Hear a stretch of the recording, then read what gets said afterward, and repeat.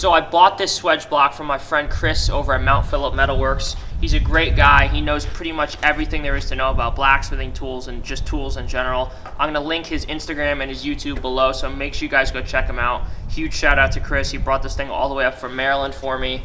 But anyway, basically what I need to do today is clean off the entire surface with the wire wheel. There's some pretty bad weld spatter on the sides of it. I'm not sure if I'm going to be able to get that off easily. If not, it's no big deal, just because I'm pretty much only going to be using the top part of this for drifting, hammers, and axes, and it's really too big to kind of flip around on its side anyway and use the side swedges.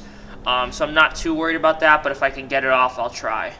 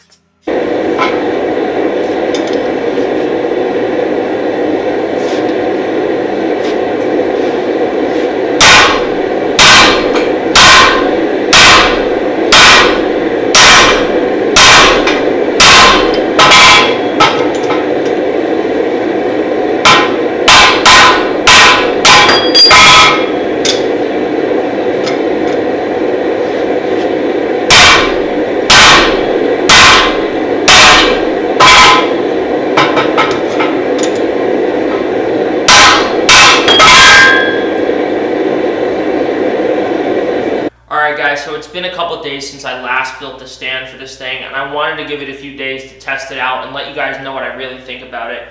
But I can honestly say that using this Swage block has completely changed the way I forge things, especially axes and hammers.